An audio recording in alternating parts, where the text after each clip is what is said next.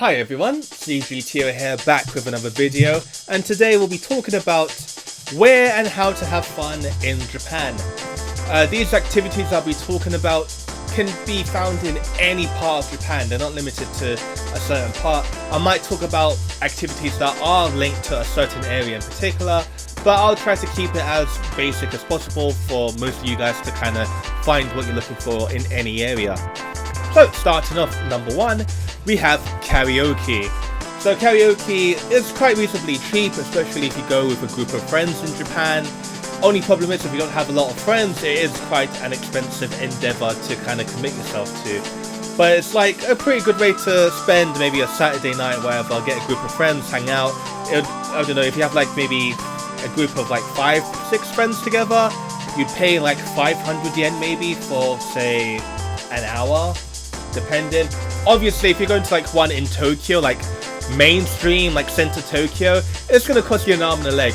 But if you kind of like go maybe on the outskirts or whatever, or like the more like inconspicuous places, then you'd find a more decent pricing scheme for the karaoke as a whole.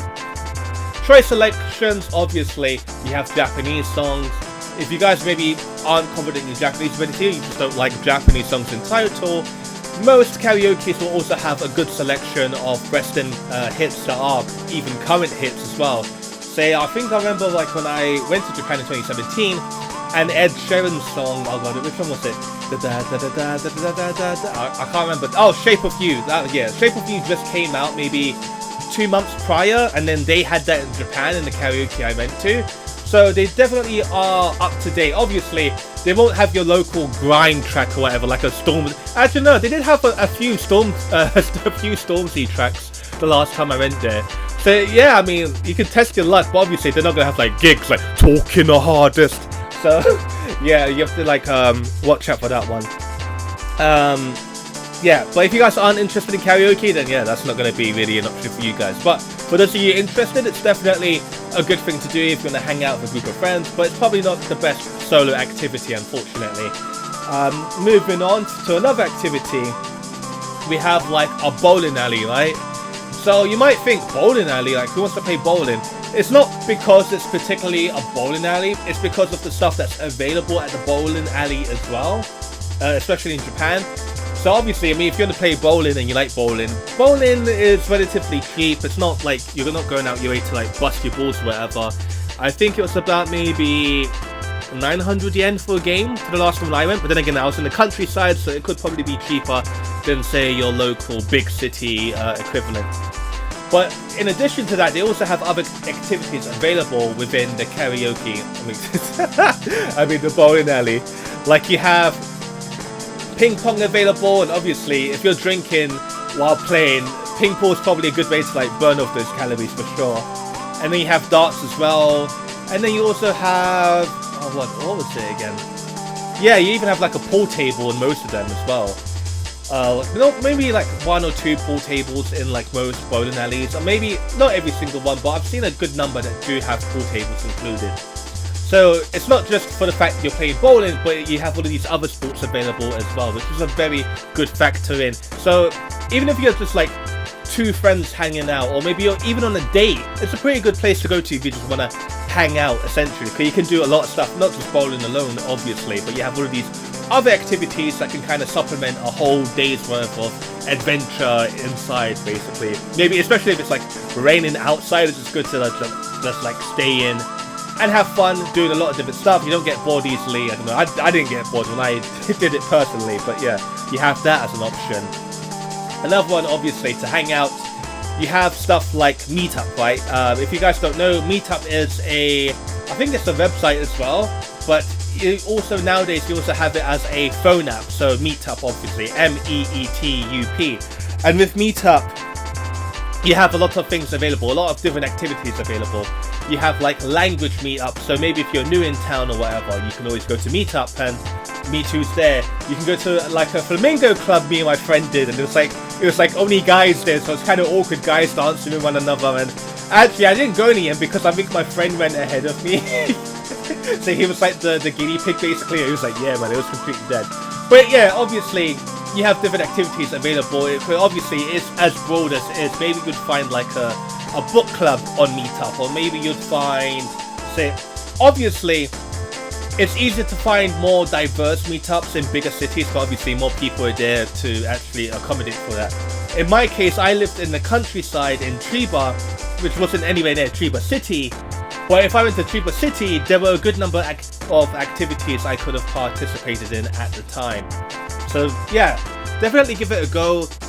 Obviously, a lot of activities might not be to your liking, and you also have to keep into consideration that with a lot of activities, you would have to pay like a join-in fee and stuff like that. But if you're completely new in town and you just want to meet like a lot of new people in a more socially friendly environment, it's definitely a good recommendation, I'd say, and you should give it a go. But I'm sure you'll find an activity that'll be to your liking. It's like a friend of mine, he currently joined a board game meetup or whatever, where people, like, he's making his own board game as well. So it definitely is beneficial if you just want to look for something particular to your own particular hobby, and you could just go from there basically. Obviously, the only problem is if you live in a big city, it'll be way easier to find a group to your liking, more so than if you're living in the countryside, where you don't have a lot of options available, unfortunately. Moving on to another option for hangout spots in Japan. Let me think off the top of my head. It's like making these videos like a game now. I'm just trying to get like everything off my mind basically. But anything else? Karaoke. You can even go to a batting center if you guys are interested. So basically, batting centers are like based on baseball. Obviously, you get your bat, you go to like a field, and then the automatic or like the machine pitcher will pitch the ball to you, and you hit the ball. I'd say this is probably better enjoyed alone. I mean, I guess you could go with a friend, but this is an activity that you could do by yourself, and it'll be reasonably cheap as well. And they also, I think with most of them as well, they also include ping pong tables. So maybe if you are with a friend, you can do that afterwards as well. So it's not too much of a hassle. And with the batting centers, they're relatively cheap. I think the last time I went, it was about 500 yen for a session. So, I mean, if you guys aren't interested in baseball, but you're just interested in maybe just trying something new out, it's worth a go. You have a bit of fun. You can even compare like your score on the leaderboard and stuff like that. So yeah, it's all good fun. Also, on the same note, you also have like a golfing center, which is essentially the same as the batting center, but just with golf instead. So you get your whole like your screw and whatever, your driver, and you hit your ball as far as you can. Pretty simple stuff, but the last time I went, I believe it was actually more expensive than the batting center. I think it was like maybe 800 yen or something like that. So obviously keep that in mind. Not too expensive that it's going to break the bank, but yeah, just keep that all in mind basically. On another note, let me think. What else is there off the top of my head that I can think of? Places to hang out in Japan. Oh, you also have like a manga cafe or manga kisaten, which is like, in my head, it's not really a place to hang out, but I guess for some people it would be a place to hang out. So basically at a manga cafe, what you essentially do is sit down. I mean, you get your own cubicle basically. Normally it would be cheaper to go there during the day, but what a lot of people do, especially if they miss like their final train back home and stuff like that, they would actually stay at a manga cafe for the night and just to have somewhere to sleep basically. And the manga cafe essentially houses manga, like all different types of manga. I'm sure any manga you can think of, they will have it basically, unless it's like completely obscure or whatever. But you'll essentially be given your own cubicle and your own computer to use, and at that point you can do whatever you want within there, like with the computer. You can, it's kind of funny as well, they actively promote you to use porn on it. I don't know why, but I'm like, hey, I guess it's making them money. I think they do get like a commission fee from it. So hey, if you want to watch porno and you're scared of using it at home for whatever reason, you can use the manga kisaten computers for porn basically. Also, just be careful of hygiene maybe. I think they do clean it, but I don't know, I get OCD when it comes to that kind of stuff, so I definitely bring my own wet wipes when it comes to like cleaning stuff. I'm like, okay, I just making sure it's extra clean for me, so for sure. Oh god, YouTube, please don't delete my video. But anyhow, yeah, so with a Manga Kissa 10, yeah, you can read comic books or manga, whatever. You can use the computers to do whatever. You can also play, obviously, because the computers there are quite high-end.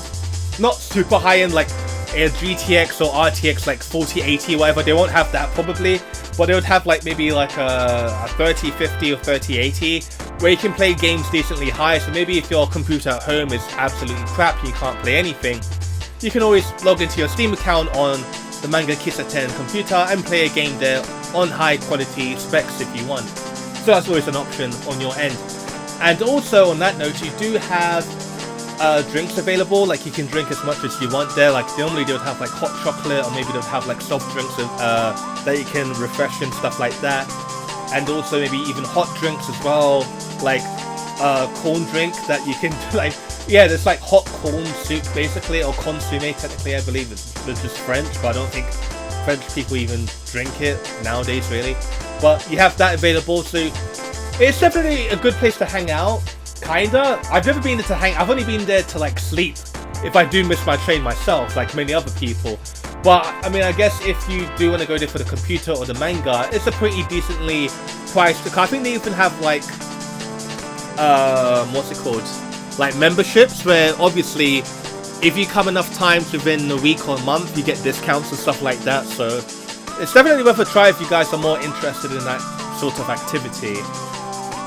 And anything else that you should be able to enjoy anywhere in Japan? Let me think.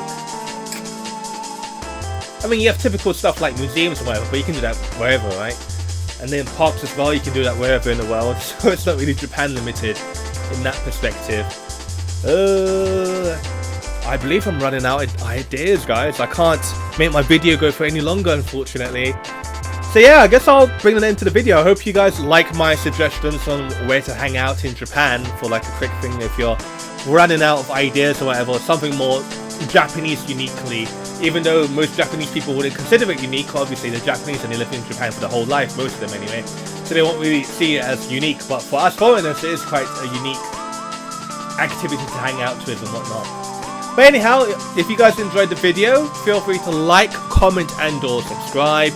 If you have any feedback for my videos, I'm always keen to hear what you guys have to say. And yeah, until next time, take care and goodbye.